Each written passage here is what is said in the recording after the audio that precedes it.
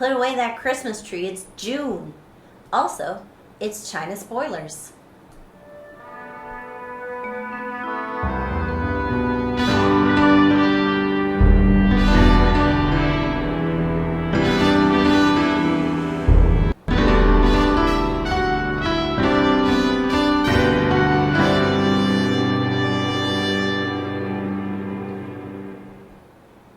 Hello and welcome to China Spoilers. We've got a new name, but we're that same great Uncle Says discussion of making short films and video for YouTube while living in China.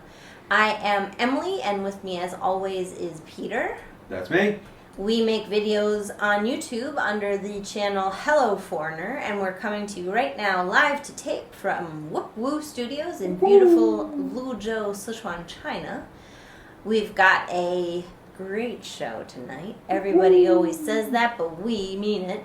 We're going to talk a bit about characters, the characters in your work, and kind of our process of going from purely nonfiction to somewhat fictional in our homeschool film school segment tonight. But first, let's kick things off with, how's your uncle?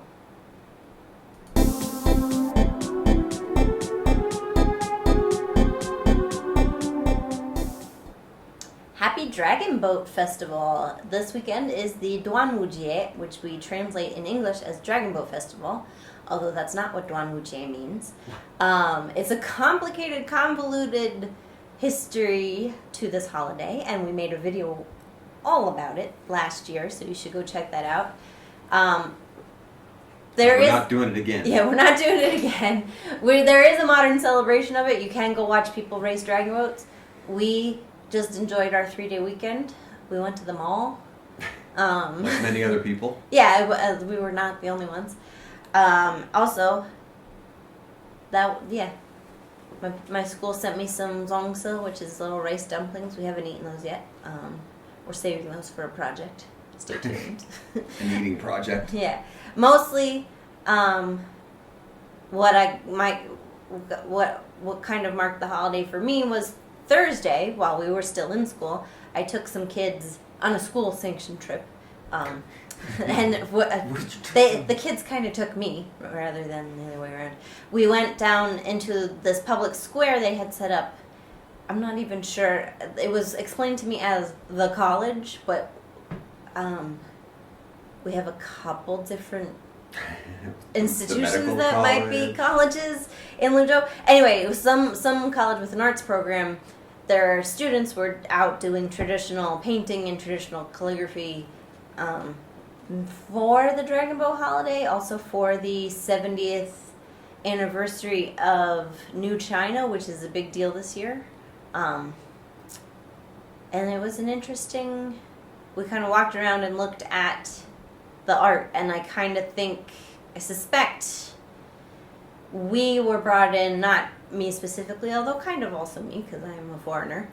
I'm visibly foreign.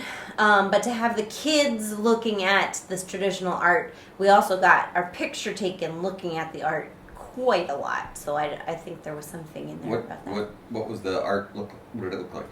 Well, so there was like traditional paintings that was the basic, kind of watery scenes with branches and flowers, and I mean, the Chinese traditional art is very, very on these specific themes. So like landscapes as opposed to like characters, or. Well, there was the landscapes, and then there were like people writing out calligraphy of, famous sayings or poems or chuanyu. And then there were some of the students were doing kind of cartoony little drawings of. So 𝗖𝗵cie are these triangle-shaped, pyramid-shaped dumplings made out of glutinous rice. So they were drawing like little 𝗖𝗵cie with like happy faces, like. So very not traditional, but it was fun. It was really hot. So the kids were kind of like, all right, this is nice, but we want to go home. We're reaching that temperature now in Luzhou where it's not the hottest it can be, but any day now. Yeah, it was pretty darn hot. Even the locals are retreating. Yeah, well, the spring, everybody goes outside and enjoys, like, the rare, nice weather, we get some blue sky days, which is really nice, and then summer, everybody goes back inside. The streets are empty. But yeah, so that was our holiday, I guess. Yeah, it was an uneventful. That's a dragon boat. We took the bus, actually. Well, to go there, maybe I buried the lead. We took, so there's 18 kids in the international class, and we had 6 adults, including me. So we were running late to get there, so we just took taxis, 3 kids per 1 adult, and we just, like, took a fleet of taxis, which was really crazy. And then we took the bus back to school. But they're city kids, so they've been on a bus before, so they actually behaved themselves really well. It was not the nightmare that you might think 18 kids on a public city bus could be. So good job them, and good job us. I guess that's the difference with, like, city kids.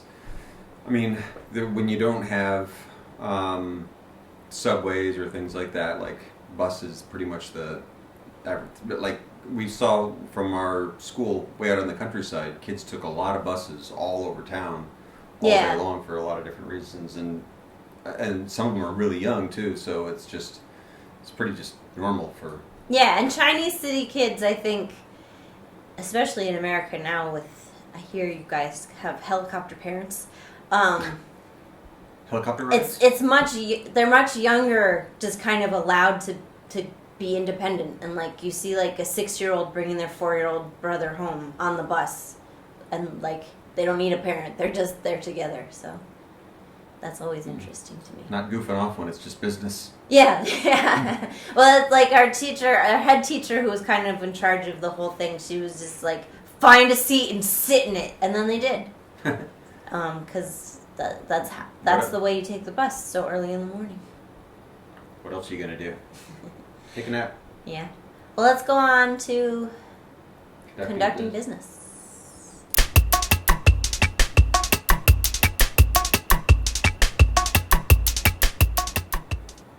There are a few items of business tonight. I would like to start with, if you have been a long-time listener of our podcast, formerly called Uncle Says, formerly just called The Live Stream.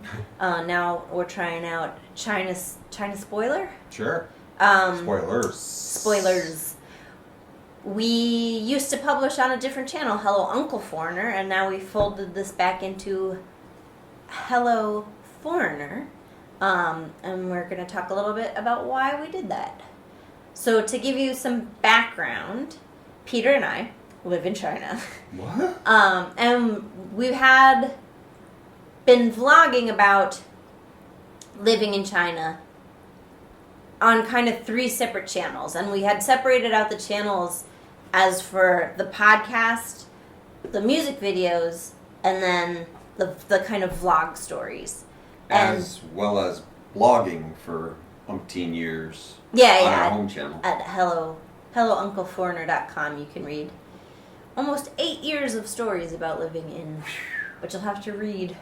And recently we collapsed the music videos and the vlogs back into one channel on this channel, Hello Foreigner. And that was a success, and we've talked about why and how we did that in the past couple weeks. And then for similar reasons, we decided to bring the podcast back over to Hello Foreigner. I guess there's several strong reasons that we did that. One being that it, similarly to running a separate music video channel, it splits our efforts in promotion and outreach if we have to promote 2 different entities. And so it just made more sense to have that be part of the family. The wisdom we were following is that if your content is different, like if you make how-to Saw videos, I don't know what that would be. How to watch the movie Saw? Yeah, if you make a baking video, if you make baking videos and then you want to make like a swimming instructional video, the content of that is so different that you should maybe spin off on a different channel because you might confuse the audience watching on this channel. And so we tried that out thinking that made sense. But recently we've kind of decided that all of that content is of one piece, and that our audience, you guys are sophisticated enough to tell that we're having a podcast discussion versus like a music video is happening. Dance. We think. So we wanted to try putting those together so that like all the effort put into all the videos is going to promote and benefit all of our video, not just like a certain subset of videos. And also it gave us a chance to, while they were split apart, to figure out what each segment was doing. So yes, this is a podcast, this is a vidcast, kind of like a live stream, except not live. I'm not talking to anybody. The vlog pieces are vlog stories that we prepare. The music videos are music that we do. But the center stream of it all is it's us, and it's happening in China. So it just made sense to we felt that these contents belonged together. And then another argument for collapsing the channels into one is the natural audience for this podcast is people who already watch our videos.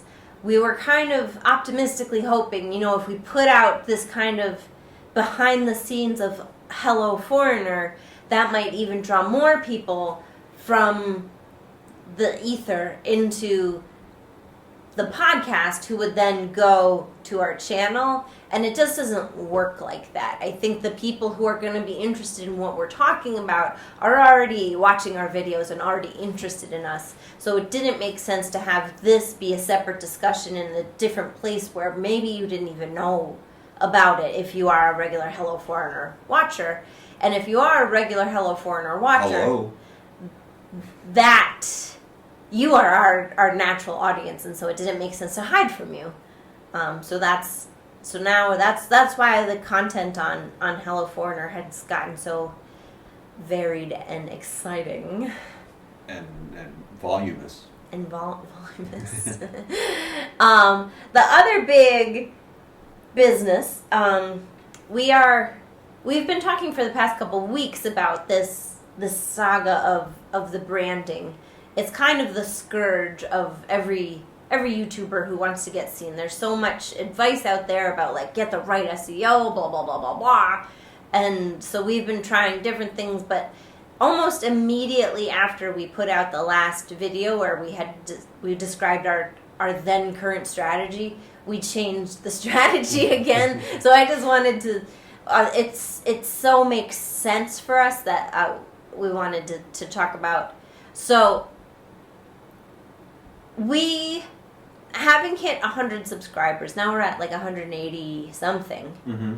It does seem like that's a threshold for under 100 subscribers, your content just doesn't show up anywhere, and you really have to be like pushing yourself to get anybody to look at it. And then it seems once we passed 100 subscribers, we are getting more and more people trickling in that we did not directly pursue, which is exciting. And so with that happening, we felt we could back off of these like super SEO manipulative titles that like didn't really make sense and sound like a robot wrote them. And then the key ingredient we found for us was in the words normal, real, and serious. Bum, bum. And this was a breakthrough because it really like Peter and I talk constantly about like what is the meaning of our channel and how would we define our viewpoint, but it is like we can't go to every potential viewer and give them a 3-hour pitch on like, but you really like us and here's what we do and here's the whole philosophy. Mm-hmm. I mean, if you're interested, we have hours and hours of this podcast where we do that, but to really grab people in, we had to boil it down to those 3 words, and it's something that like after the fact seems so obvious, like, and of course normal, real, and serious are tongue-in-cheek because we are normal, real, and serious.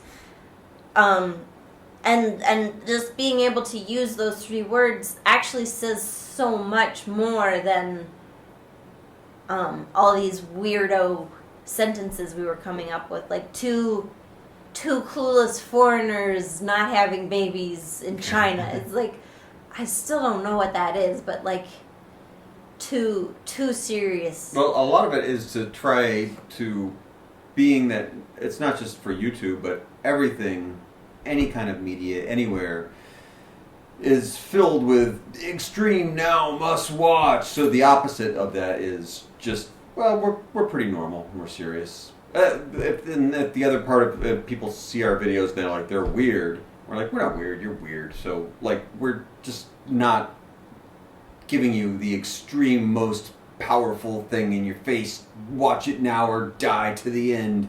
Right, yeah, it's a kind of a fight back against that, like, you'll never believe, blah, blah, blah. You'll believe it. You'll probably believe it's what normal. It's absolutely fine. But I think, and again, just boiling it down to the 3 words made it so clear for us. And I think that's a technique like web designers do when they're designing for clients, or I think in advertising they probably do this, of like, you have to boil it down. You can't have a half-page manifesto because that's just not clear enough. You need your 3 words, and that will tell you, that will give you your direction. So I guess I'm excited about this for us, but I'm also excited for, like, if you need some advice, if you're having trouble branding your channel, just pick out like the 3 words that really, when put together, it's like, speak to your channel, I think. In like advertising in the design sense too, it's the same thing of like, don't have more than a couple of colors in your logos, in your campaigns and everything. Like, you too much of anything is just confusing for anyone to look at. Yeah, simplicity really is the best, and it's simple for your audience, but then it's also simple for you. It's much easier to get my head around these 3 words than like try to come up with. And it's hard to do titles these days because everything is being fed to you in this like torrent of just information and colors and sound and excitement and noises, that everything has to be everything. And you can see it, like everyone, that us included, that wants to start a YouTube page is some kind of like, well, I do this and I do music videos and then we do these podcasts, but then we do like these other parts that we write, and like, so we're doing all these things. And if you tell somebody that, they're like, well, I just came to find out like what's a really good app if I move to China. I didn't want all this information in the world, and you giving it to me at once is too much, and you're making me tired. Yeah, because that's you're not going to be all things to all people, so you might as well pick 3 things and do them well. And we're picking normal. Normal things. We can do normal things well. And whether that's tongue in cheek or not, that's for us to play with. Yeah, well, that's what makes it fun. Yeah. But yeah, so that was kind of a fun breakthrough, and I thought I'd share that. In our ad camping. Yeah, in our homespun ad agency. But let's move on to homeschool film school.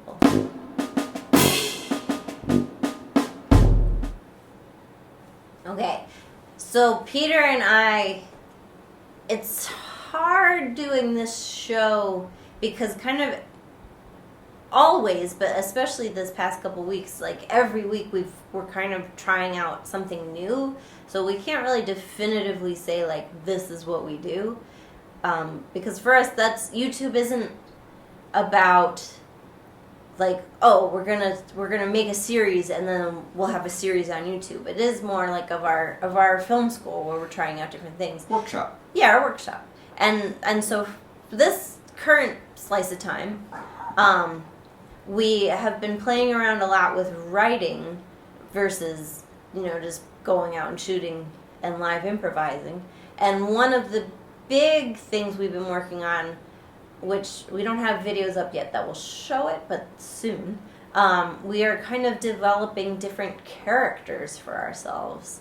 And a character is different from a persona, I think, in that they are not necessarily us. Would you say? Yeah, Yet to be decided. Well, I guess we're working on that.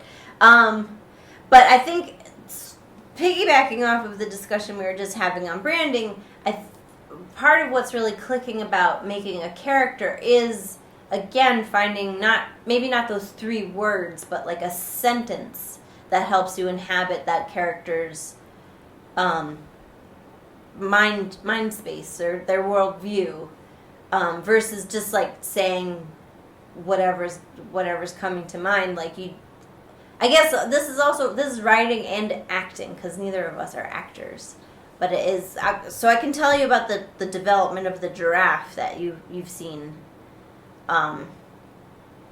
You've seen the giraffe before if you've watched our videos. So the giraffe started out as kind of a nervous impersonation of a Rick and Morty little bit where they have like a nervous car salesman, like, come on down, we've got, or not a car salesman, a door salesman. We've got doors, and the doors are open, and the doors are closed. And then over time, because I don't have any connection with that, so what makes it work for me is connecting that to like something I feel, and I do feel nervous sometimes. Ironically, not talking though. Teaching is really good for getting rid of like any kind of stage fright or public speaking fright. I don't mind speaking in front of people. Do you think because you've decided that's your job, you're going to get paid to do it, you've stood in front of a class and now it's like it's either that or I don't know what, crumple up into a ball and wait for class to end, or right? Yeah, and I think because real actors have said this, that they in person are shy people, but on stage or in front of the camera they know what they're doing, so like they feel directed and they don't feel nervousness. And I feel that too, of like when I go into class, I'm prepared and I know how I want the situation to go. And also, this is personal to me, but like if I'm the teacher, I know I'm supposed to be in charge. If I'm in a situation where it's unclear who's supposed to be in charge, I get a little bit passive and let another person take the lead. But I know I'm allowed to like muscle up to the front and be the leader if I'm the teacher. So that's like really helpful for me. And then if I'm on camera, like it is all about me because the camera is on me. Otherwise, yes, somebody's just going to be. Yeah, like I would just let you take that away. If I mean, not you, I know we're married. Peter and I are married. So I have like that dynamic worked out. But like, if you didn't say anything, then it would just be your face and people would just be staring at it, same as your class would just be sitting there staring going, "Teacher, what are you doing?" Until you said something again. I guess I'm not really worried about them. Right. I'm like pretty self-absorbed in that way. I have a goal in class and on camera. I have a goal in mind of what I want to be happening, so I feel very comfortable like charging towards that goal if the situation calls for it, or very subtly making my way to my point. I don't mind taking command that way. And part of it's a challenging thing. I think acting's hard. It turns out. Even if it's not acting, like this, doing the kind of stuff like on YouTube, which is more like a talk show or something, that you have to keep talking. You can't have dead space or people get mad, and so you have to come up with something to say. And a lot of times that is. You're just kind of like, so things are going to be great, and you just kind of say things, much like leaders and presidents and talk show hosts, and we're just saying words to fill the just air, to keep it going. Yeah, so that no one else starts talking exactly. Which I felt like in classes that my kids would start talking if I don't just keep talking. So sometimes you're just, another thing about the letter A is. You can see there's lines and they connect and they make it's hey, don't. Well, and that I would say, if you wanted some advice on teaching, is that I'm very prepared for like what I need to be happening in my class at any given time. So I don't have a pause for thinking, really. And I don't know if this, I'll be upfront. I did not go to school for teaching. I kind of picked it up on the job over here, because when I started, you did not need to have a teaching degree. Now you need to have a teaching degree, I think, to teach English in China. So I would kind of, in the realm of like writing a story, I would kind of like write the story of my class, or even still, like I know. So for example, with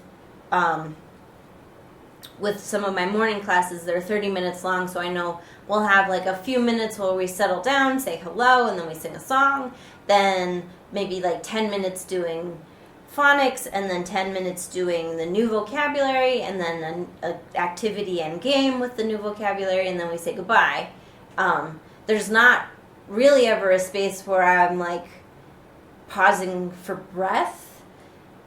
And I would say, so I guess this homeschool film school is why teaching is like acting. For the giraffe, we have come to a similar level of preparation.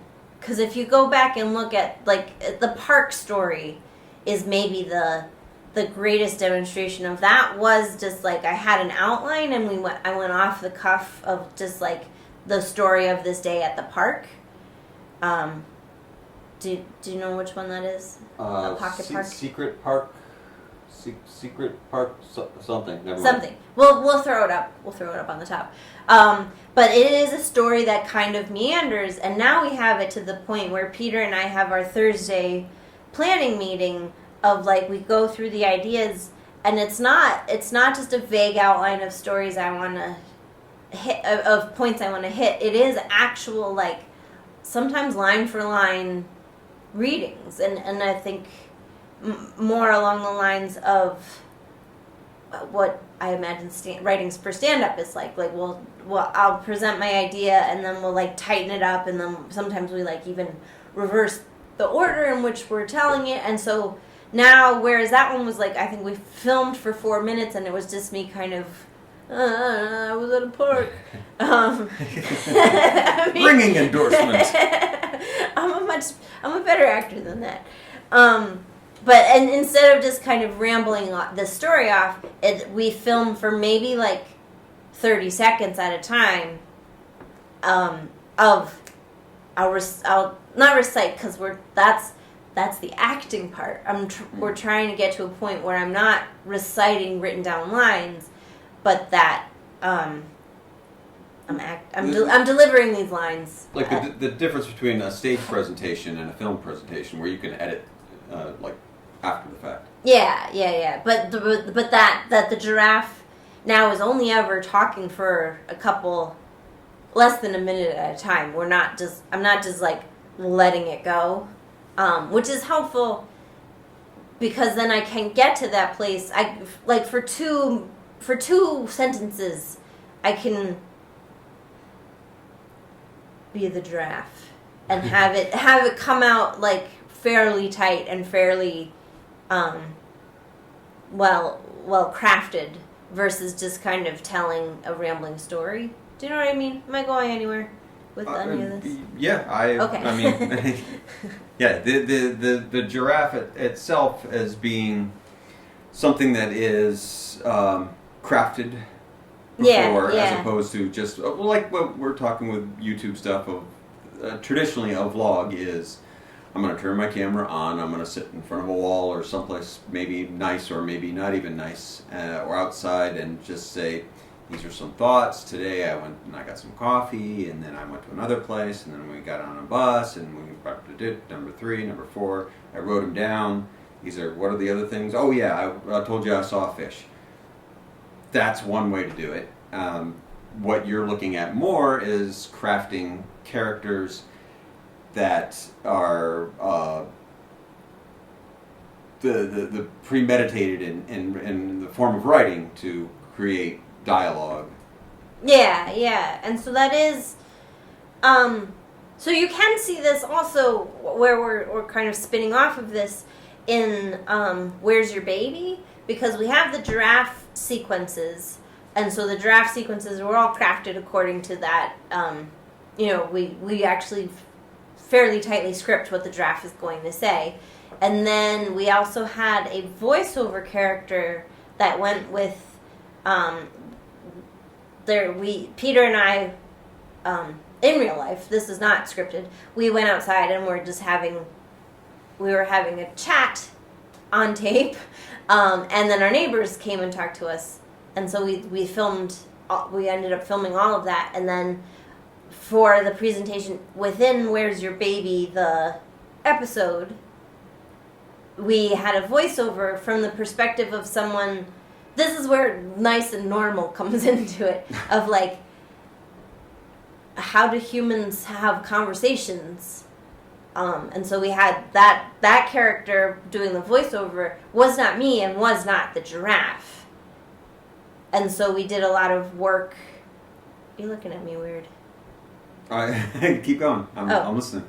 We did a lot of work on like nailing the tone of that and nailing the delivery of that, and that was a big one. Of like, Peter was a good director for me. Of like, that sounds like you're reading. Still sounds like you're reading. And I said this in the last episode of like, the technique I hit upon was, forget what comes next and then remember what comes next in the moment. But in terms of like writing for these two different characters, you make choices about word choices. Like, does this character have this vocabulary? Does this character, they speak in really short sentences that clip off like this, or this character doesn't know what they're talking about, so their sentences kind of drift off into everything, and so it's a really interesting writing challenge to start to think of who are the characters we want to present, rather than, because at this point we've lived in China almost 10 years, no, almost 8 years. And we've been vlogging now for more than a year. There's not a lot of like day-to-day life that feels super surprising. And I would argue, good storytelling isn't necessarily what's surprising to you anyway. It is finding the mundane details and putting a new viewpoint and spin on them. And whereas, if we're going to talk about straight up vlogging, a lot of that is like, this new thing happened to me for the first time, but Peter and I don't actually have a lot of that going on because we've just been here. And so we're kind of making a transition over to a more fictionalized, it's not fiction. Well, it's like I wrote down docufiction because we are putting ourselves in the way of real stuff to happen, like this conversation with our neighbors. But it is also like Go ahead. the stuff where the bits that the giraffe is doing are stuff like, you have 11 million thoughts per day. Do animals get bored? Like, that has nothing to do with living in China, but that was actually something I was thinking about the other day. And so we did like exploring those kinds of thoughts rather than like, why is the grocery store different?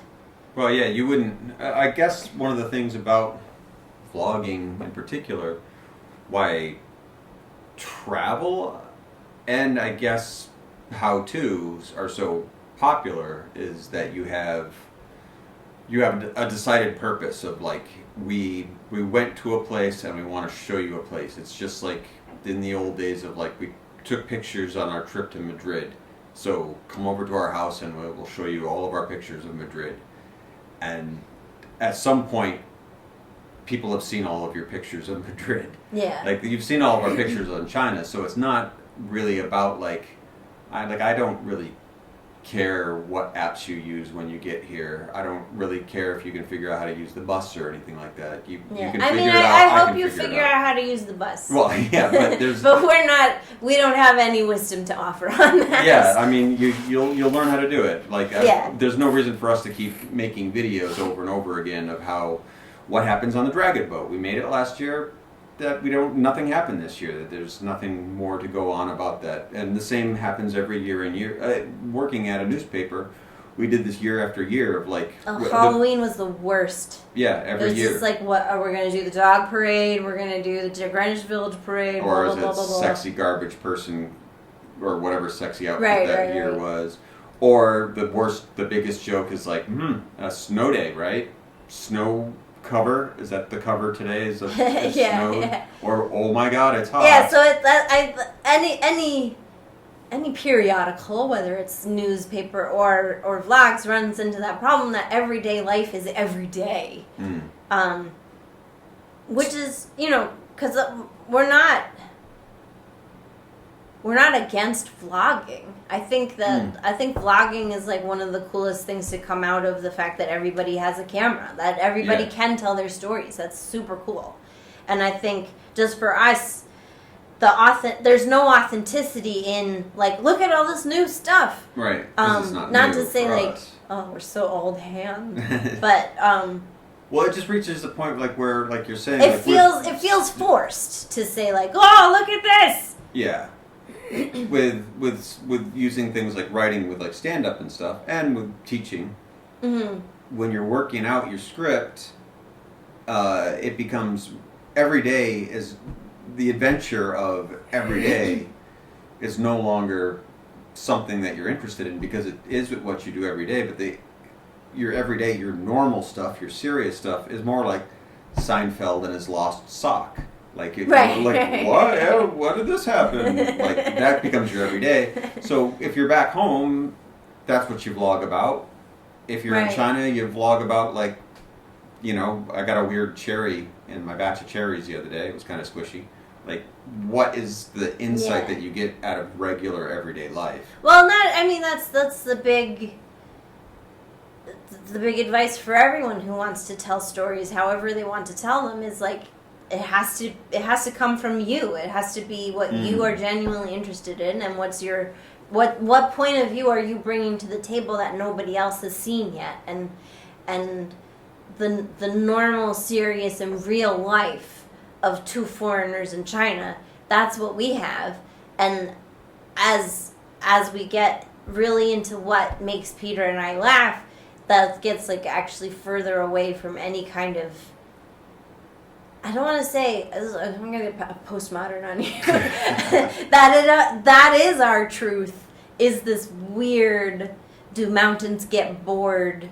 And it's not all like that, and some of it is, I guess the best illustration of what kind of kicked me into gear of this, like, what story are we telling? We're just telling our story. Is I came in the door, usually I come in the door from outside, from wherever I've been outside, and been like, Peter, I have 3 things to tell you about the elevator.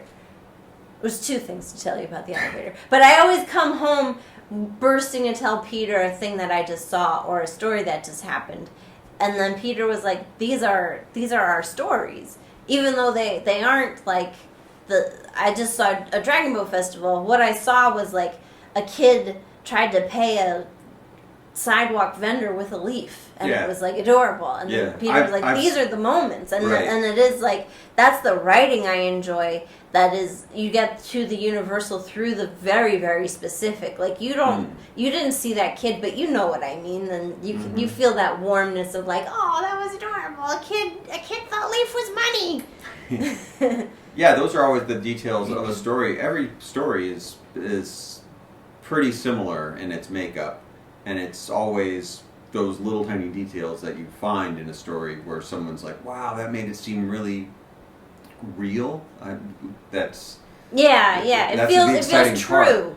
It feels true, and I think that's as we're writing for Uncle Foreigner, for Hello Foreigner and other projects, it is like, I come home some days and write down stuff that exactly just happened, but then like I'll twist it to fit into whatever format or whatever story it belongs in. Which I think that's what all writers do. I mean, not all writing is autobiography, but all writers, like, unless you're inventing Westeros, and even that, like, drew on the political and social dynamics of Earth. Like you don't invent human behavior as a writer. You copy it. You write it down. And that's kind of the danger if you came home with a handful of stories and you wrote them down and you said, okay, so I'm going to make these all into a vlog. How do I make all of these Chinese stories? Well, then you've got a problem in your mindset of what kind of stories you're telling. Because that doesn't mean that they're Chinese. It means they're stories. Right. Well, and that's, I mean, big picture is part of what we're trying to show is that the Chinese stories around us that we're living with, you can relate to, even if you've never been to China.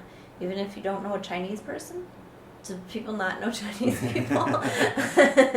But the way in to translating that from my brain to the page and then ultimately the video camera is through character, because like it's one thing to have plot, it's one thing to have a bunch of moments strung together, but what you really need for people to connect with that and for people to want to feel something about that is you need a person, you need a point of view person, even if you disagree with that point of view person, even if you think that point of view person is annoying, the character has to feel true.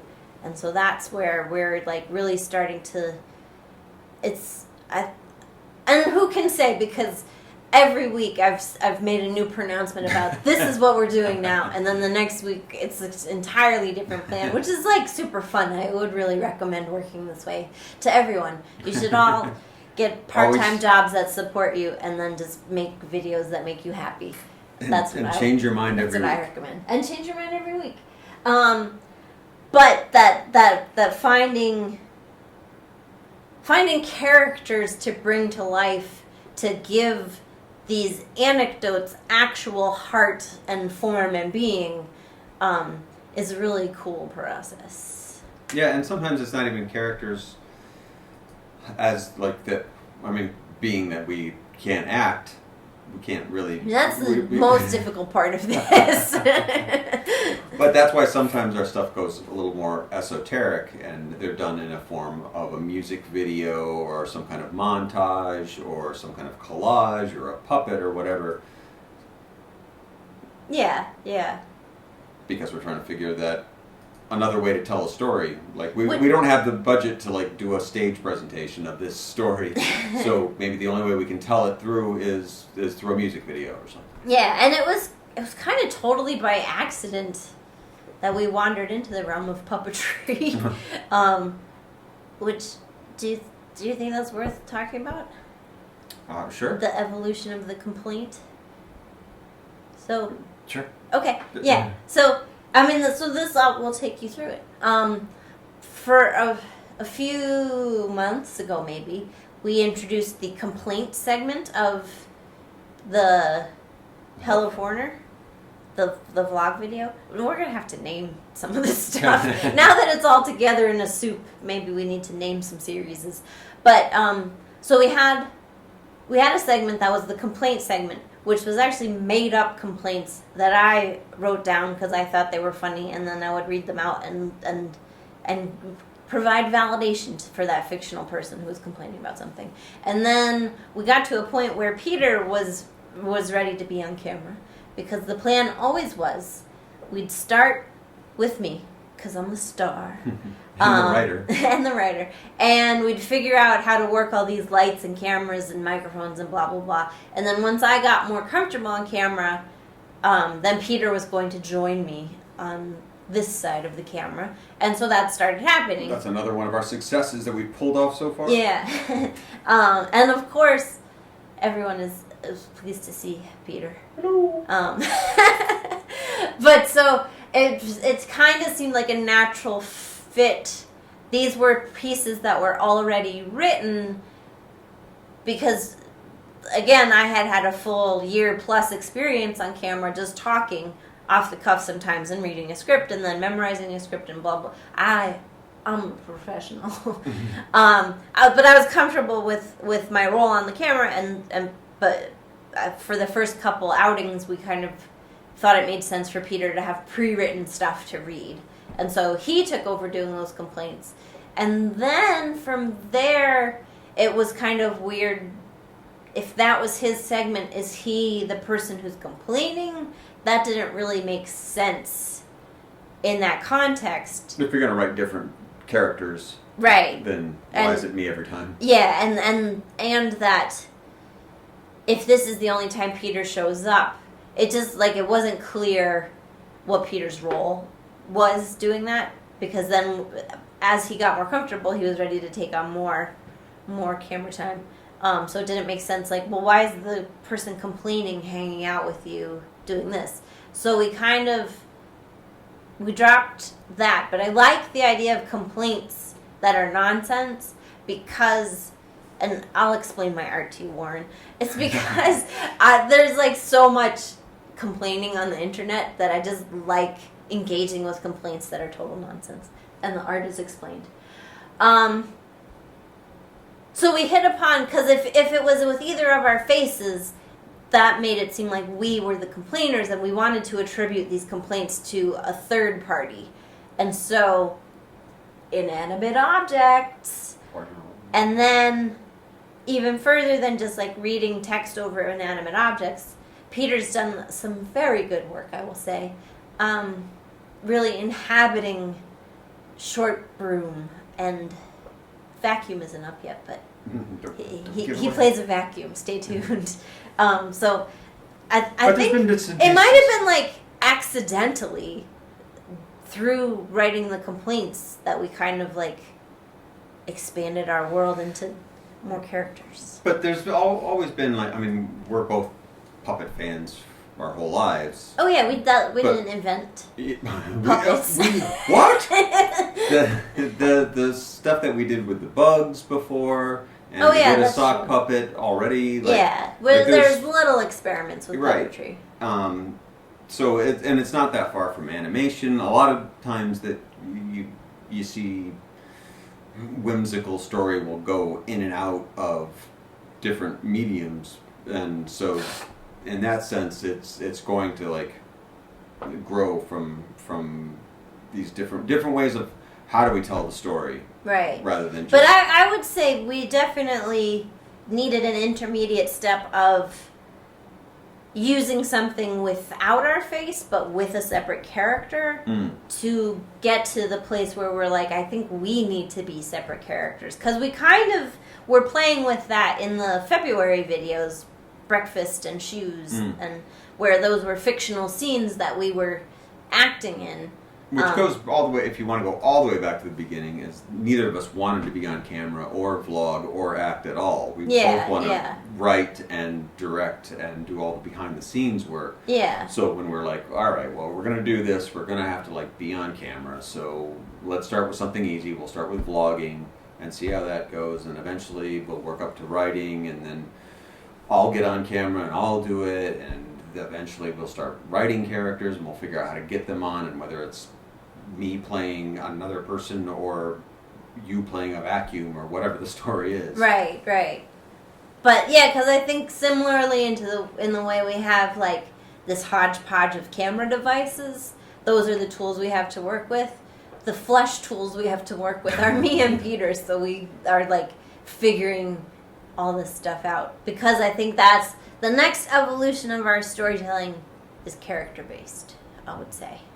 And there's also, I mean, we do try to get friends in, whether they're in backgrounds or you've gone to, like, day trips with friends, or we go to dinner with friends, or have interviews with them, to get other people on camera. But there's also, it's really hard to get particularly adult friends to go, like, hey, let's go spend the afternoon, like, playing make-believe. Like, people aren't interested in it. But let's go on to commentary. Commentary is now.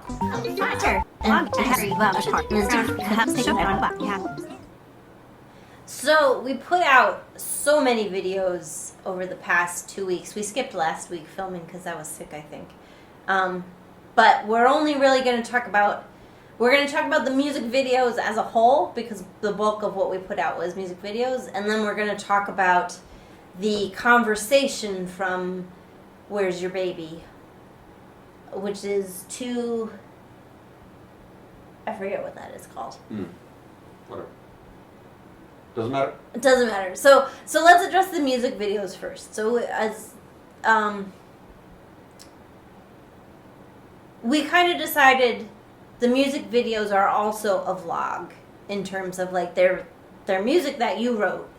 Right. And video oftentimes that you took. Yeah, and their footage that I took. I mean that if you the whole thing of enveloping all three channels into each other are that it's all coming from us making things in China. So at the point of like this one has music over it, this one doesn't. Like we put up a test one that was mostly music. It was the Lijiang one. Yeah. And it was mostly music, but with like some background stuff and a lot of quick editing and stuff. And people seemed to really like it. Sort of like, yeah, that could be a music video, or it's a vlog. I don't know. It doesn't matter. It's us in China, so.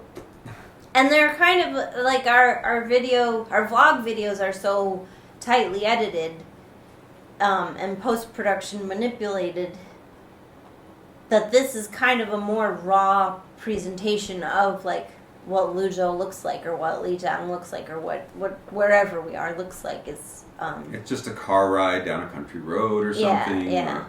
Or there's very little production put into it other than the fact that we made the music for an actual vlog piece that was written and part of the music, so we want to put it somewhere that you can listen to it. Mm-hmm. So rather than just putting it up on SoundCloud, which it is on SoundCloud, so you could just listen to it, we might as well put a video of it because we have extra material laying around. So that's make another channel of it, or just put that song on our channel and see what happens. Yeah, because it is a big part of what we do. That Peter writes all of our music, and we're proud of that. Do you have anything else to say about the music videos? Just there's a lot of them. There's a lot more them. coming up. Yeah. And we're just kind of make a playlist. You could listen to Uncle Foreigner all day. Yeah, we're just dumping all those out so that we can get those out of the way. Like everything that is constantly changing, like putting these live streams on it, the same thing. Like we're not going back and putting all the live streams because a lot of them we were just trying to figure out how to make us not sound like chipmunks, or originally it being that they were just live streams, but it doesn't really help for us to do. First of all, it's hard to live stream. Sometimes it just doesn't run, so we can't actually talk with people. Also, getting anybody in with so few viewers into a live stream is almost impossible. So if we do get it to run, is anyone going to show up? And then oftentimes, because what we're dealing with is China, I see from a lot of other people's streams, is people are going to come in and yell at us for not doing China right or not being in America. Or something. It's a very hostile environment to do live streams. So we were not interested in that. So we realized we were making this, so let's take this, we'll put it back into our regular vlogs, and then we'll take our music videos, because why are those sitting over there by themselves?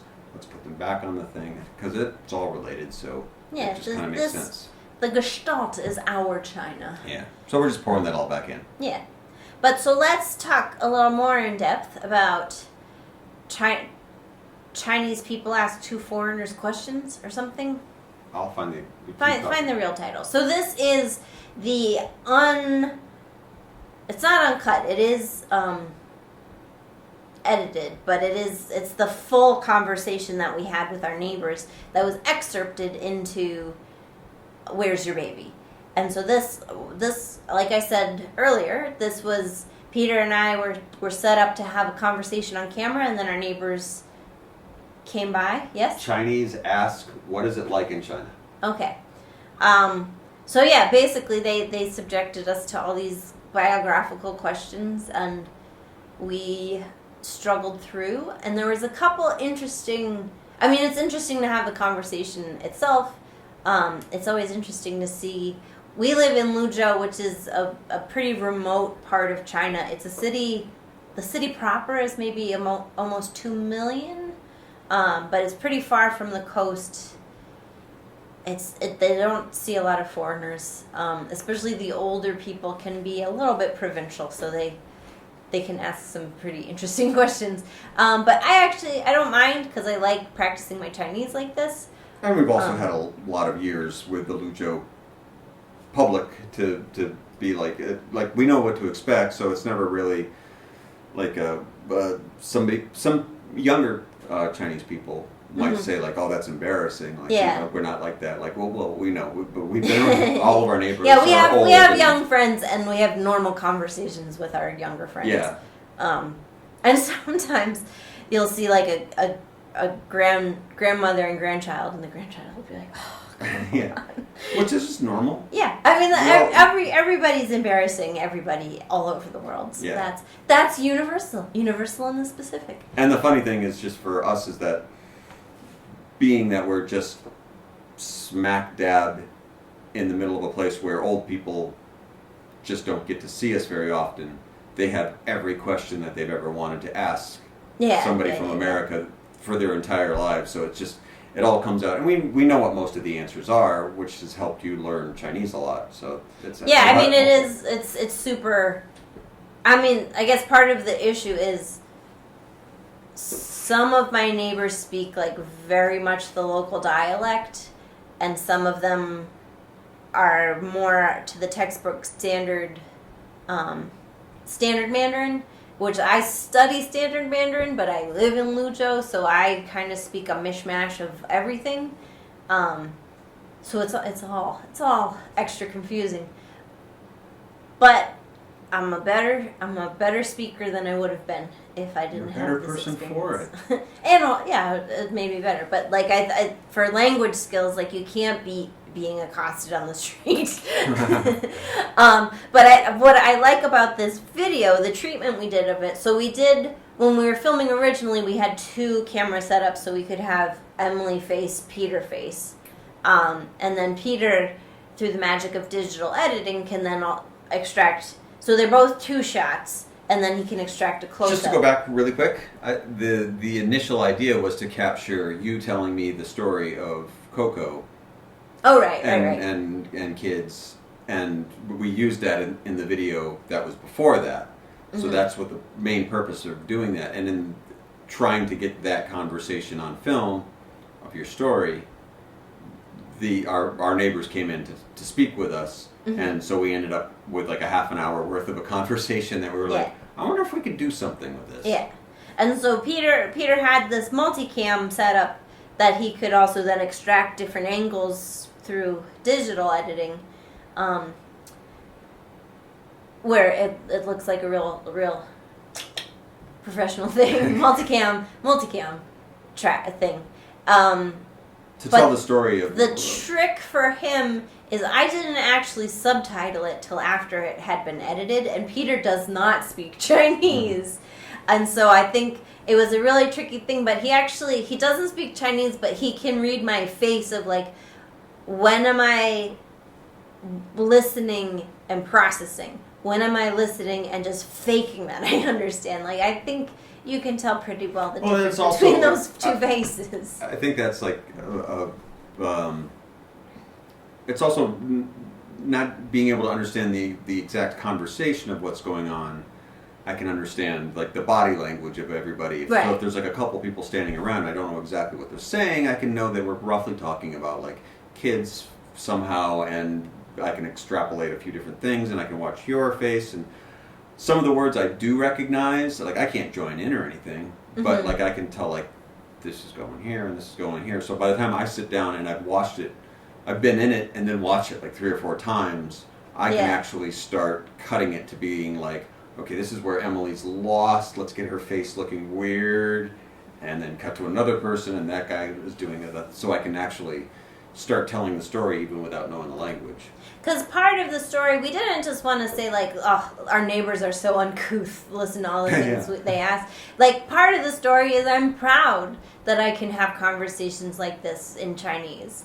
And also, what does it feel like to be in this situation? Because that is a situation that is, it's just strange to like have, I mean, they're my neighbors, but I don't know them. I've seen them since, and like we say hello now. But to be having this kind of swirling conversation where you kind of only half understand what's going on at any given time, and like this guy's asking about what meats do you like to eat, and this woman wants to know about, you know, your kids. Meanwhile, you started. It's you, not. You It's sat not down so apart. much. It's not. We're not so much like asking you to engage with the content of the conversation, but the fact of the conversation as a kind of torrent of changing and weird information. And I think through the edit that Peter could capture on my face, like you really see where I'm with it and where I'm just like, I don't know what's going on. Yeah, the actual conversation as to what it is about really wasn't what we were totally interested in. Because once again, it's the same conversation that we've had for 8 years. Whenever we sit down somewhere, if you sit down for more than a few minutes, some older Chinese folk with some kids are going to come over and ask us the same group of questions. So going over and over and over that is not that interesting to us anymore. So, but what we were trying to capture is what does it feel like to sit down and get this barrage of questions that are coming from different people with different agendas, and understanding part of the language, or I'm not understanding hardly any except for body language, and you're understanding some woman has standard Mandarin, and then a guy is like nothing but local, and you could pick up a couple of words from there. Like there's just all this information is just pouring out like in 8 minutes, and we're trying to figure out how do we translate that feeling, rather than like, you know, like, oh, we're upset that people treat us this way, or we treat other people a certain way. Like we're just like looking at all of us communicating. Like this is wild. Because it was that's what I wanted to get, is that we're all like trying really hard to make this connection, because it like I said, and like you'll see in the video, there is one woman who's kind of like the captain of the Chinese people, because her Mandarin is the most standard. So she's sometimes translating Chinese to Chinese for them and for me. Mm-hmm. And like that's just weird.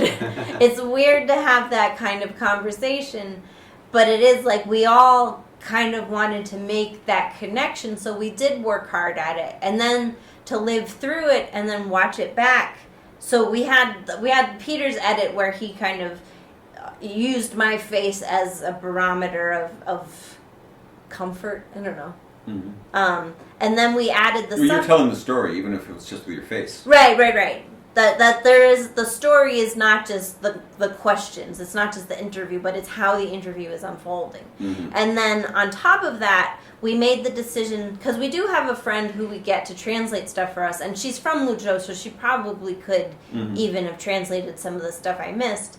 But we wanted to go with, I did the translation myself, and so there's a language of the subtitles where we have the subtitles are directly translating what is being said, or editorializing and commenting on what is being said or the action, and additionally explaining like extra context to really like get you into what was going on in my head at the time. And then like, there are moments like where she asks a question and I just answer a completely different question that at the time I didn't realize that's what I was doing. I wasn't like doing a purposeful misdirect, but it's like, it's funny to me to watch that back and see like conversations are not like dialogue. They just are so messy, and people are talking past each other all the time, even in the same language, and then it just is extra pronounced because I'm not speaking my L1. Which is the 3 segments that we did differently in the video before that. Yeah. Where instead of using subtitles, you did a voiceover, which described from the point of view of a person who's explaining how to have conversations. Right. So if you put all 3 of those things together, that one sit down for a half an hour got the basic story that you were telling me, that your gym teacher was talking to you about, and you got right. got the neighbors that were talking to you about what they wanted to talk about. You got what you were hearing and you were understanding, which are two different things. Right. Through subtitles and through voiceover, which is like your own mental notebook of your feelings about what was going over that. And yeah. so it took us 2 videos to do that. But and it is like we're kind of lucky to have caught that conversation on camera, because that situation has played itself out like hundreds of times since we've been here, and I've never had the benefit of being able to watch back what happened. I have had, like, I'll say something and realize, like, I'm not talking about what they're talking about at all, but like to actually like have the evidence and watch it unfold is like really, it was fascinating to me, and I hope we were able to put it together in a way that was interesting to other people, because I thought that was like super interesting. yeah, it's a really hard thing to capture what that feeling is, and like, I mean, you know, we probably weren't 100% successful at it, but like getting that strange feeling of like what does it feel like to be in China is often that feeling of like there's a lot of things going on at the moment, and I'm not sure what they all are. And it could feel alienating, except for the fact that well, I think at the biggest of it all, Peter and I are here together, and that like we feel solid in that, whereas I think people who come to China alone do feel a little bit alienated. So we can have this experience and laugh at it together, so in the end, like, that doesn't which by the put end us off. The end of the video, rather than it just, you know, not having an ending, there is an actual ending, which was the actual what usually happens is you turn to me and you say like, well, I've just about had enough of this. Yeah. And whatever, however, I think I'm far more expressive in my body language than I realize. And in this situation, I said that to Peter, and then like whatever I conveyed, everybody, without me saying that in Chinese, they kind of wandered away and they knew that it was over. I mean, I guess I turned the cameras off maybe, but the cameras weren't even on them. Yeah. But so it was just like really interesting that like I said it was over and then it was just over. Well, and as you could, I think imbibing China, is mentioned that she noticed that the same kind of thing that happens like with dinner. When dinner is over, everyone leaves. Like there's something in Chinese culture that is just like, so you read the over. room. Yeah, and we all, there's an unspoken signal that it's time to go, and so we all go. Yeah, which does kind of make things easy. And as long as you know to send out those signals, then you know you've got an escape route. Yeah. But back to that it could be alienating. I mean, there is a theory of interpersonal relationships and conversation, and especially in translation, that is kind of solipsistic in that, like, no one can ever connect truly with another person. And foreign language conversations are a good test of that. But I think, you know, they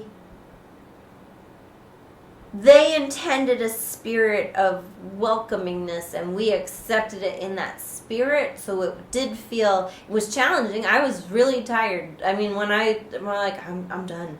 Like, you were done. I was done. But it was, I don't know, it was an effort, and it was an effort towards connection, and that felt encouraging, and so we wanted to kind of capture and share that. There's a lot of times, in being social, if you go out with, a lot of times like for work or something, that we would go out with a bunch of Chinese friends, and it's, you sit around a table, and everyone asks you all the questions that they want to ask, and then they start to talk amongst themselves, and because they've exhausted their English and you've exhausted your Chinese, and so like once again you and I are together, so at least we could talk to each other. If you were here alone, then you and even us together, we find ourselves like stuck in this situation of like, well, I guess we're sitting here for I don't know how much dinner is. Are they almost finished? I don't know how much longer we've got. So you're kind of... Because it does happen like that. Yeah. Dinner's over. So, but those are actually, if you look at it from that standpoint of like, I'm tired, like I just exhausted all of my mental power to figure out what this situation is and talk to this principal about something and talk to that student about another and talk to a coworker or a friend or whatever, and you get tired and you're like, okay, is everyone done? All right, I'm just going to eat my dumplings because I'm really tired until everyone says it's time to go home.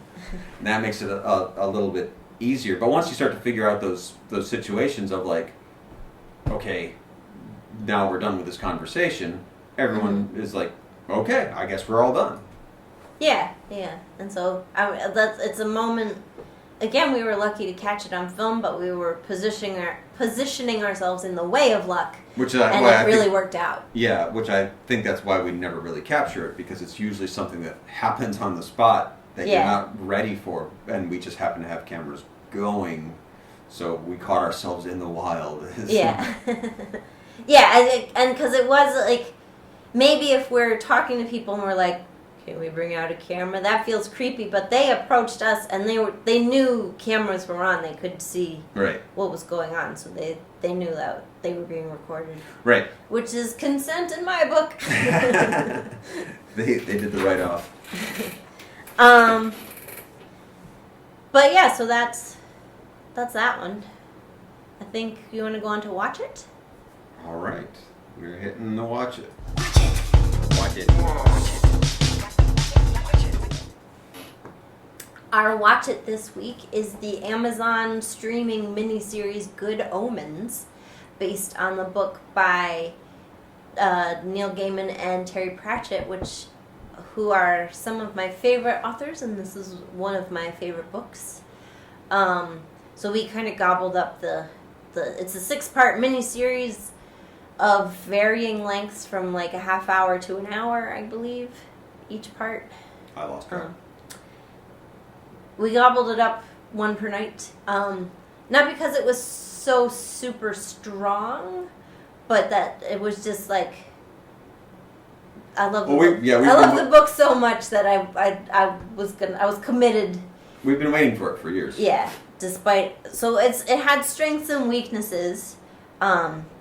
If you've read any reviews, David Tennant and Michael Sheen are two of the books, or the miniseries' strengths. They play the good angel and the evil demon who are working together to thwart the whole apocalypse. cast was great. Everyone was great. Everyone was great.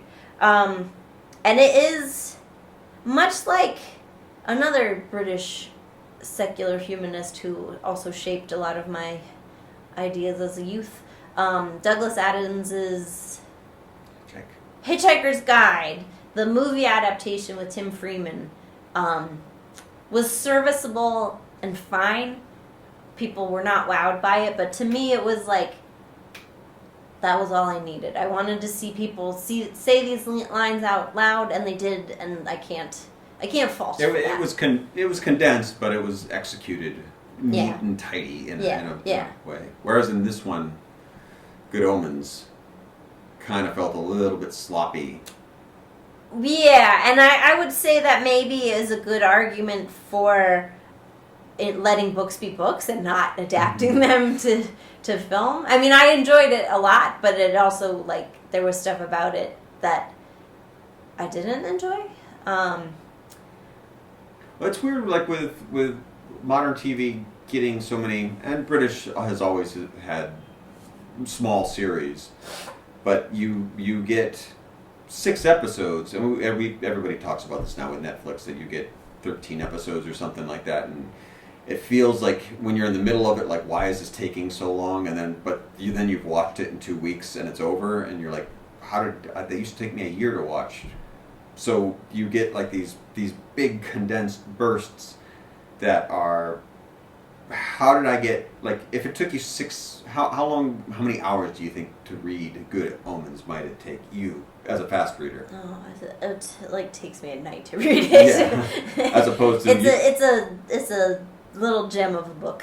as opposed to 6 hours, you had to sit there and watch it, and when you're being, I don't know, for me it both like took forever, and yet they missed so many pieces from it because you're being pulled. Yeah. Well, so we want to refocus watch it in terms of maybe not necessarily recommendations, but like what did we learn from watching this? And so this particular Good Omens brought up for me a lot of thoughts about adaptation and whether that's useful or not. I mean, it's useful in terms of like this thing I created in my mind. I got to see it represented visually, but I don't know that if I didn't already love the book, I think I would have been just like super frustrated with it. Have you read the book? Yeah. Yeah, and I mean I think you gave it to me. Like, maybe, but I feel like, and that was a long time ago, but I feel like there was a lot of stuff. There was a lot of fun and whimsy. Yeah. That just did not make it onto the screen, which I found disappointing. Yeah, but at the same time, how would some of it make it on the screen? Being fun would have been part of it. So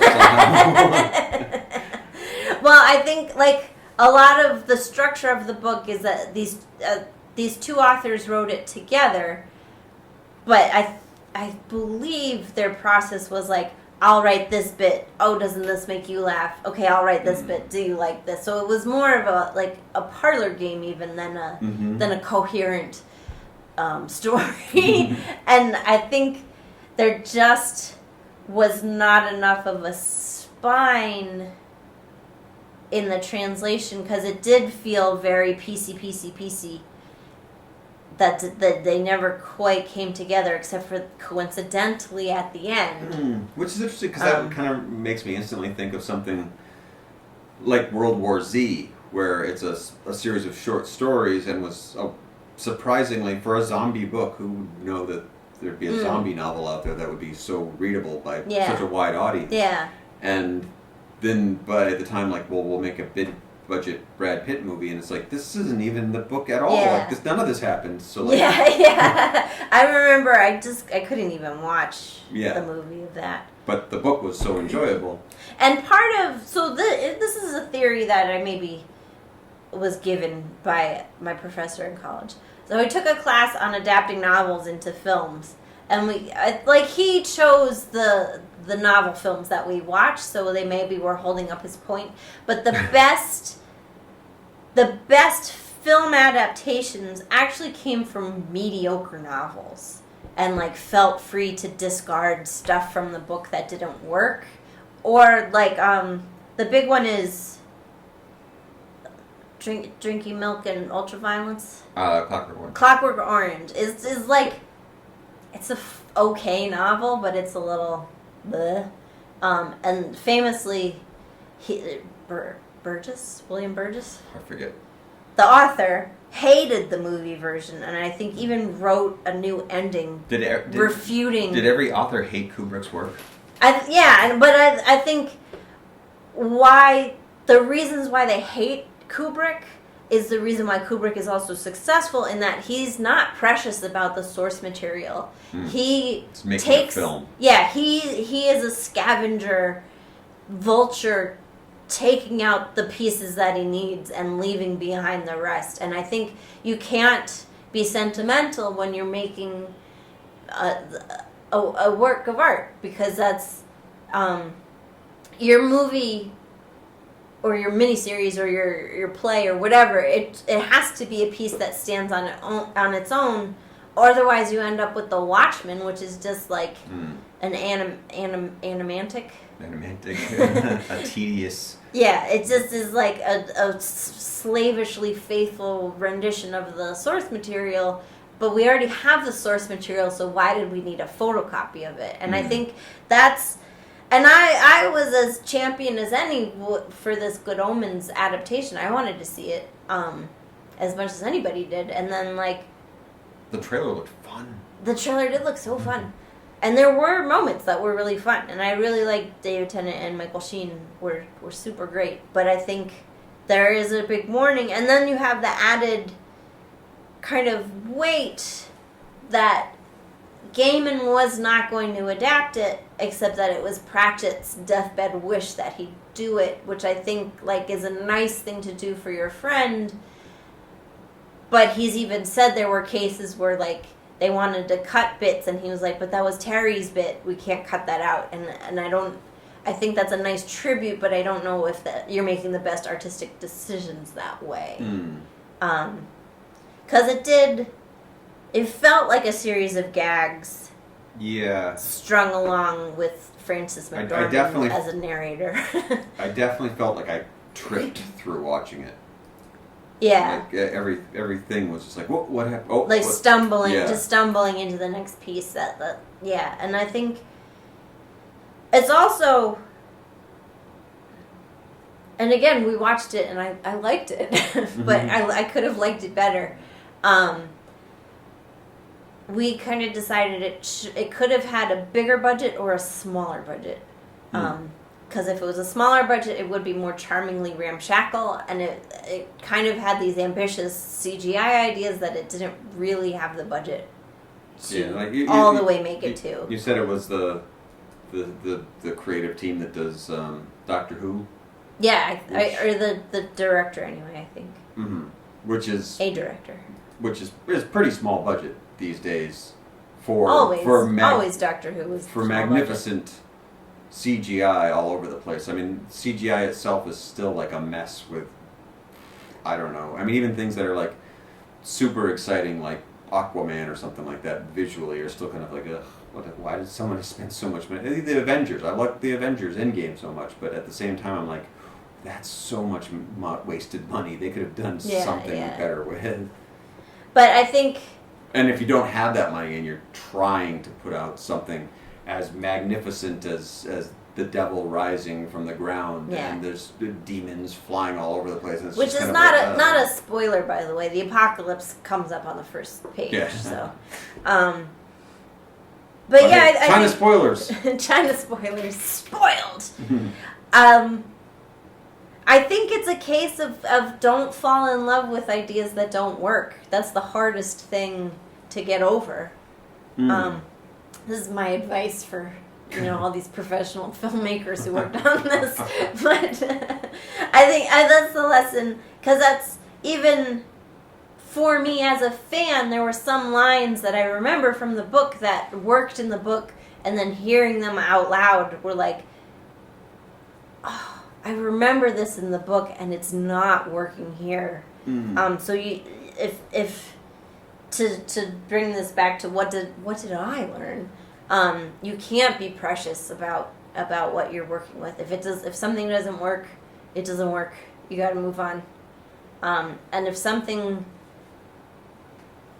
shouldn't be a movie, I mean, I guess this is in a world of infinite time and money. Keep trying to adapt this until you find the perfect adaptation. I'd love to see an adaptation that works. Yeah, you wanted this one too. I wanted this one too, and I don't know that this failing precludes someone from trying again. Although I see, there's a decent amount of people that seem to have really liked it. There's also that there's most of the world seems to have liked Game of Thrones. I don't think it was particularly bad. I didn't enjoy watching it, but. I think that's also being not the rabid fan that I was when I was a younger person. Yeah, things do change that. Sense. Yeah, if a piece of work is its. Well, I don't get mad anymore if it doesn't fit my exact specifications. As we're changing Watch It into more of let's delve further into just, I mean, you don't need us to tell you, hey, here's a thing. Go buy a TV guide, whatever, that it works today. What we're talking about is like what works and what doesn't work to inform us as creators. And so it isn't, go watch Good Omens. I'm saying it wasn't the greatest thing that's ever happened to me, and it wasn't the worst. But the things that I learned from it are worth talking about. I think is where we're well, and I think this is what makes it worth it, is that the ideas are good ideas. Mm-hmm. I think, Pratchett especially was very attached to this idea that humans aren't inherently evil or good, and it's the work that we do while we're here on this earth that determine our fate, and and they even have some of the kids in this final standoff say, or not final, one of the final standoffs. This is part of the mess, but that like, and it's especially resonant in this day and era of Adam, the Antichrist, wants to burn down the world, and because he's upset that the world is so awful, and his friends, they're all 11, those friends are like, well, that's not a case for burning it down, that's a case for working to make it better, which is like, it was just right enough that it didn't feel, it felt earned that moment, but it also felt like the character who said that was like coming out of our TV and shaking us by the, like, you don't burn it down. There's something worth saving here, but we all have to work to make it better, which is like, that's a worthy idea. And I'm glad there's a TV show on the internet exploring those ideas. And I think that's another thing too, especially as we're getting into our own work, of like ideas that are interesting but maybe flawed in execution are still worth working out, are still worth pursuing. And I'd rather see that than a million, I don't know, punch 'em wars. more John Wick, whatever. Yeah, I don't even know what that is, but that's because and I guess there's Punching Wars, though, I might watch. Punching Wars. That's a trademark. The case for less money to make this movie is, we're in an entertainment state where everything's a tent pole and everything's workshopped and algorithmed out to the end of time. And that's producing not very interesting work. And so I think, had it been less high profile, maybe it wouldn't have gotten made at all. So there's that. But I think you could have been weirder with it if it was a little. It definitely needed to be well, I think you said at some point, like, it did just kind of feel like an after school special version of it. Like nothing was really nothing was experimented. Nothing was really tried. Anything new. It was just a matter of like, here's the notes, and now you at home. Yeah. Now you know. And if you're a fantasy fan, if you're a Neil Gaiman fan, his transition to the screen has always been a little spotty. I think because he is such a dense writer, and he has like the folklore and the backstory and the diversions and the world building that he does is so textual that I don't think anyone's found out how to put that on screen yet. And like, narrator is kind of the easiest and most obvious way to do that, and that's then just read me the audiobook. I feel like with reading a lot of, even in, strangely enough, like in his comic book world, he tends to, in his delving further into the world, you do get a Ken Burns sense of like, here's where the voiceover will come over as the character tells you about how they've went through these ancient tomes to figure out something about in 17th century England, that these people came from a different area, and you're like, oh, so we're sitting down to like a little history lesson now. Yeah. And the only real way to do that in film is to actually give that to you. And I'm imagining that like studios that are buying fairies and wizards and demons are not like, could you do a 15-minute piece on the history of 15th century Slavic monsters or something like? Because actually discontinuity is difficult to render visually, I think. Especially because the reason film works is that your brain is forcing continuity on this series of images that are being shown one So you have after to do the a other. flashback. You have Yeah, to do and drunk history. right, and flashback is a very specific mode of fragmenting your story, whereas in writing you can be so fragmentary in ways that we just don't have a visual analog for yet. Which does not to say it can't be done. I'd love to see the person who figures that out. I think that'll be very exciting. Well, it's kind of like with things like with something like a critique always is any kind of movie that tries to depict drug use, and so you get like wavy camera and crazy colors, and that's not what it's like. It's what somebody's like. I have these lenses on my film, Right. So like, what are the lenses of history books that are too dusty to read? Right. Like, well, it's Ken Burns' voice. Well, and that's interesting of both of those. Someone had to be the first person to depict drug use as this kind of shadowing color swirl. Put in some psychedelic music. Yeah, time dilation.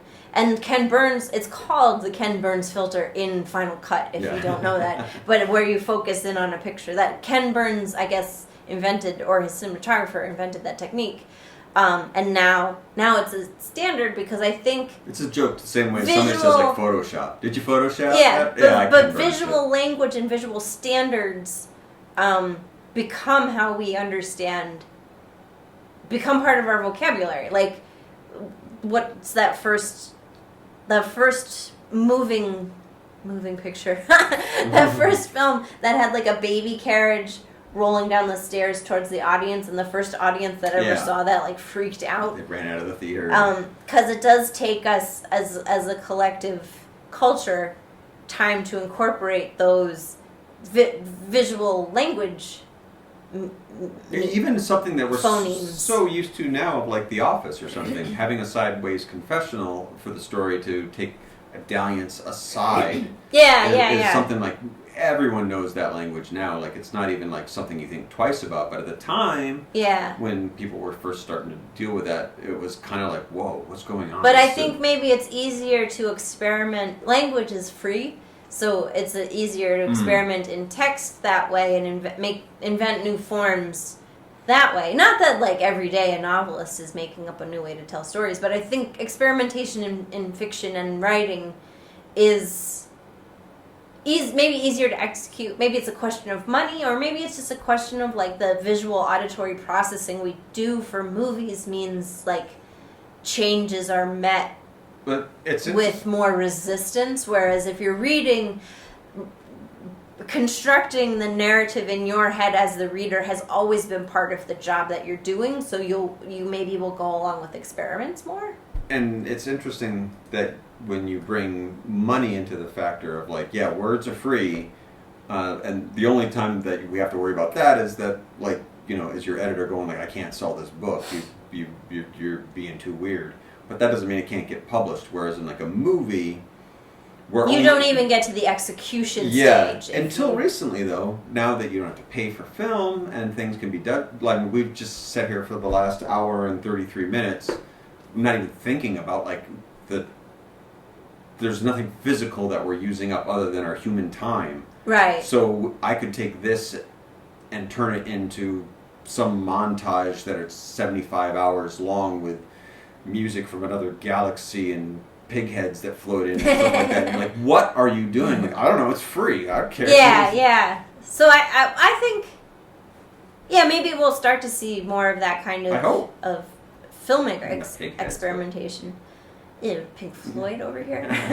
But I do think maybe there's something to the way we process video versus the way we read.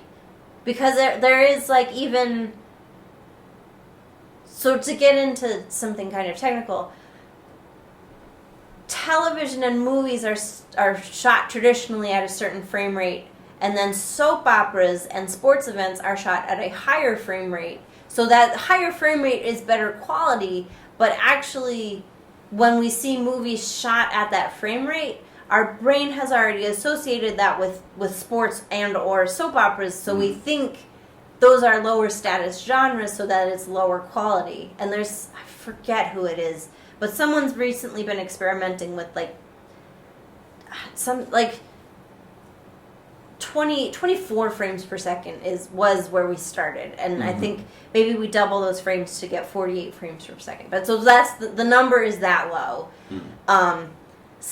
There's some director like not Robert Rodriguez, but anyway, they have been experimenting with like 260 frames per second, and the people who watch his movies are just like, they are maybe 10, 20, 30 years from now, we will be open to that, but like people really rejected the look of that because it's not some of the fuzziness we associate with 48 frames per second is what we think movies look like. And so when it looks different, we don't like it. And it may be a matter of getting used to it, and it may be a matter of like, that's too much. Is 260 frames per second just objectively too real? Well, what we even like stuff that like us vloggers can do, that like we've got like 4K. Some of the best looking stuff that people do is they slow that down, and we can watch water in slow motion go. Like that's so we've taken like, wow, we could do this so that we could watch it really slowly pan out, because watching it fast, crisp, doesn't really do anything for our eyes. Yeah, we're getting to a point where the equipment is surpassing the other equipment. Like a lot, we can shoot in 4K, but our monitor doesn't see in 4K, so we have not actually ever watched anything in 4K. Right. But my phone shoots 4K video, and at a certain point, we're going to surpass what our eyes can see. We may have already done it, actually. We've surpassed my eyes. Well, even or like in sound manipulation of like our ears have gotten used to over the years from movie theaters having like 6-way speakers that like where the explosions are coming into the back and the car is racing, like and to compose like that 30 years ago, the technology was there at the beginning. But it was useless because, first of all, no one had speakers to do that. Yeah. Like, you had to actually go somewhere in particular that has set up, like, you have to sit in somebody's basement that they built something to hear the music that they've made.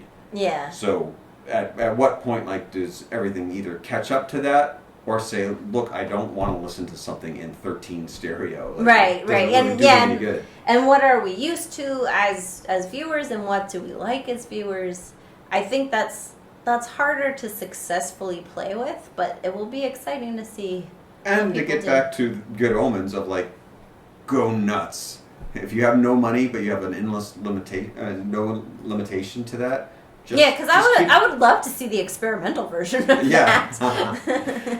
Which I feel like was kind of what was holding that back. Was this was made for the BBC for the 6 episodes and everything. Stay true to the writer's dream, but don't go too far. And so like it had all these constraints of a wild, fun idea that was basically like, let's make it sort of a kids show. So it's disappointing in that, but like. You wouldn't have had CGI demons and flaming cars. Yeah. I don't know, maybe even 10 years ago that you could put on basic TV. So, I mean, I want a flaming car. That's cool. Yeah. So it was an entertaining swing. Was not quite successful, but it gave us a lot to talk about. And that's what the new Watch It is all about. And so we're kind of we want to turn Watch It a little more into a kind of a book club idea of if you want to watch along with us. Next week we are going to talk about the most recent episode of The OG starring Tracy OG, isn't it? Oh yeah, The Last OG. Tracy Morgan lives in Brooklyn. It's an interesting show. Season 3, episode 7, I believe. I should have looked this up. I'll put it in the description. And for extra credit, if you want to watch Spike Lee's Do the Right Thing, we are going to be talking about the Do the Right Thing parody episode that The Last OG just did. So give that a watch or not. And maybe more about Last OG in general. So Yeah. So if you want to watch all of it, all 3 seasons. maybe 2 seasons. I want to say 2. Yeah, I think it's 2 seasons. But yeah, so to give that a try, we're going to be talking about that next week. And noodles to you.